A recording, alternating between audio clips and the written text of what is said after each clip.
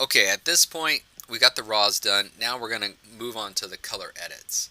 So here we go. We select all the raws we're going to take to the next one, minimum of 5. And I'm going to go ahead and click on the little plus next to collections, create a collection. This one's going to be the client's name. And I'm just going to type in color because these are going to be my color edits. Now here's the big difference. On this one, under options, I'm going to make virtual copies. I don't need to have new files, but I don't want to work on the raws. I want to make these virtual copies that I'm working on. So I hit create. And because you may be making some subtle adjustments here, different than just white balance, which is all you really did to the raws. So you've got your collection ready to go for color edits. Now, if you want to work efficiently, what I'd suggest you do is, if everything's got similar exposures and you got similar lighting, you should be able to kind of batch process. You may need to break it down depending on how many times you change the lights. But if I go Command A, so I select all these, and then I click on Develop for the Develop module. At this point, you'll notice that in the bottom left on my film strip, all these have a little upward turned triangle on the bottom left, and that lets me know the virtual copies that I'm working on. And on these virtual copies, the first one shows up, but the rest of them are selected. And down here it says Auto Sync. When Auto Sync is turned on, that means I'm doing the same process to all 5 images. So if I click on Basic, and let's say I'm looking at my histogram and I go, well, I want to brighten up some of my highlights on all of them, it's going to do all 5. So just brighten them all by +8. So anything you need to do, make sure you keep good detail in the hair and stuff like that. But let's say I wanted to deepen my blacks just a tiny bit. That's going to do it to all 5. So kind of keep that in mind.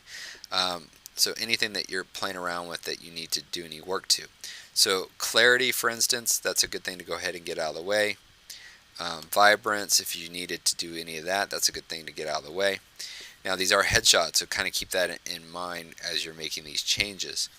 So that's a good process to do to all of them. Let's say on the tone curve, let's say I wanted to adjust my tones accordingly. So I'm a big fan of target adjustment when I work in here. So I'm going to look at, let's say, this cheek, and I wanted to darken that down just a tiny bit. It darkened it down on that curve. But let's say I want to brighten the eyes. I click on there and I'm going to lighten, not the center of the eye, but just there. And if I was to go ahead and replace this back, but zoom in, you can kind of really see this. So I'll go in here on the target and I'm going to brighten the eye just a little bit. And I do that by moving it up. And you'll see it's doing all the other ones accordingly. But let's say I want to take this cheek tone and I want to dim it down. It's going to make those subtle adjustments as well. So you can kind of play that game and however you want to do it. Let's say I want to do that blue background a little bit. It's going to adjust those down too. You'll see that they're changing according to these different parts on here. So you can kind of figure out what changes need to be done across the board and do that. The last kind of big thing to kind of do to all these, I'm going to skip the color, the split tone. I'm going to go down to detail and I'm going to do my sharpening. And you got the little explanation here because you need to zoom in to 100% to be able to see the sharpening.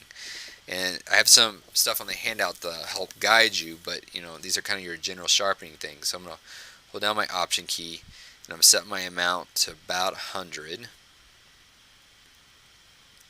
And that kind of brought it up, but it's a little strong everywhere else. I'm going to check my radius. I want that little halo effect that I talk about in other tutorials so that those eyelashes really pop. But then I'm going to mask it so it's just around the eye area.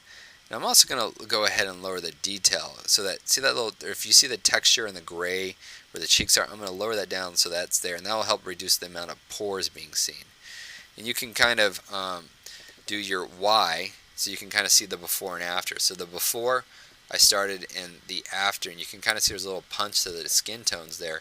You can see the sharpening, but the texture itself isn't really that overall strong. If it was, you could take it down a little bit. Right now it looks pretty good. You can see that I've done kind of a nice job with it. So that's a good way to kind of do those standards throughout. Now let me just kind of flip through here, and you can see if there's any particular image that needs more work.